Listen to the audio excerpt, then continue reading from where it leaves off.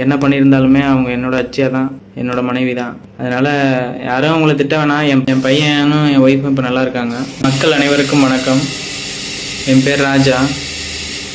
போன மாதம் நானும் என் பையனும் சாக போகிறோம்னு சொல்லி ஒரு வீடியோ போட்டு நிறைய பேரை ரொம்ப கஷ்டப்படுத்திட்டேன். அது ஒரு கோவத்தில் என்ன அறியாமலே நடந்துருச்சு. நான் அப்படி பண்ணுற ஆள்லாம் கிடையாது. என் பையனும் என் ஒய்ஃபும் இப்போ நல்லா இருக்காங்க, அவங்க வீட்டில் இருக்காங்க.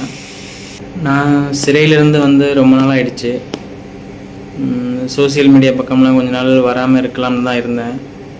ஆனால் இப்போ நான் வந்து வீடியோ போடுறதுக்கு காரணம், என் ஒய்ஃபுக்கு ஃபோன் பண்ணி நிறைய பேர் தேவையில்லாத வார்த்தைகள்லாம் பேசுகிறதா கேள்விப்பட்டேன். அது வேண்டாம், நீங்கள் நினைக்கிற மாதிரி ரொம்ப தப்பான பொண்ணெல்லாம் அவங்க இல்லை. என் மேலேயும் என் பையன் மேலேயும் ரொம்ப உசுராக இருந்த பொண்ணு தான்.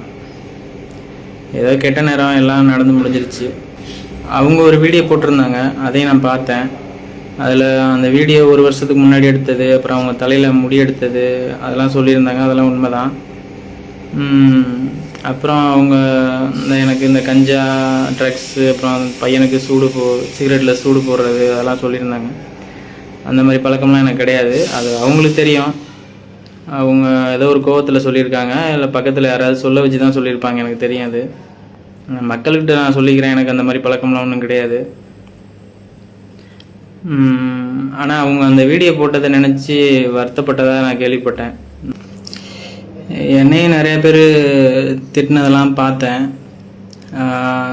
எனக்கு என்னென்னா 3 முடிச்சு போட்டதுனாலேயே ஒரு பொண்ணோட மனசும் உடம்பும் எனக்கு தான் சொந்தம் அப்படிங்கிற கேரக்டர்லாம் நான் கிடையாது. ஆனால் எனக்கு அவங்களே என் பையனை விட்டால் வேறு வாழ்க்கை கிடையாதுன்னு அவங்களுக்கு தெரியும். தெரிஞ்சும் என்னை வேணான்னு சொல்லும்போது என்னால் அதை ஏற்றுக்க முடியலை. அதனால தான் அந்த கோவத்தில் அப்படி நடந்துடுச்சு. அவங்கள்ட்ட எப்படி மன்னிப்பு கேட்க போகிறேன்னு எனக்கே தெரியலை சத்தியமாக. ஏன்னா நான் பண்ணது ரொம்ப பெரிய தப்பு. ஃப்யூச்சரில் நாங்கள் 2 பேரும் ஒன்று சேர்ந்து வாழ்வோமா வாழ மாட்டோமாலாம் எனக்கு தெரியலை. ஆனால் அவங்க எங்கே இருந்தாலும் என்ன பண்ணியிருந்தாலுமே அவங்க என்னோட அச்சியா தான், என்னோட மனைவி தான். அதனால் யாரும் அவங்கள திட்ட வேணாம். என் பையன் நல்லா இருக்கணும், அவங்க வாழ்க்கை நல்லா இருக்கணும்னா அதுக்கு அவங்க வேணும், என் ஒய்ஃப் வேணும். என்னோடய பிரச்சனை இப்போ பொதுவெளிக்கு வந்துடுச்சு. 4 பேர் 4 விதமாக கருத்து சொல்ல தான் செய்வீங்க. இதில் என்னென்னா, அவங்களுக்கு சப்போர்ட்டாக எனக்கு சப்போர்ட்டாலாம் நான் எதுவும் கேட்க விரும்பல. என் குடும்பத்தை நானே அசிங்கப்படுத்திட்டு இப்போ குற்றவாளியாக நின்றுட்டுருக்கேன். காவல்துறைக்கு என் நன்றியை தெரிவிச்சுக்கிறேன். அவங்க எல்லாமே நான் இன்றைக்கி இங்கே இல்லை. அப்புறம் என் பையனை ஒரு 1 மாதம் நல்லபடியாக பார்த்துக்கிட்ட குழந்தைகள் நல்ல காப்பகத்துக்கும் என் நன்றியை தெரிவிச்சுக்கிறேன். வேறு என்ன சொல்கிறதுன்னு தெரில. ரொம்ப நன்றி மக்களே.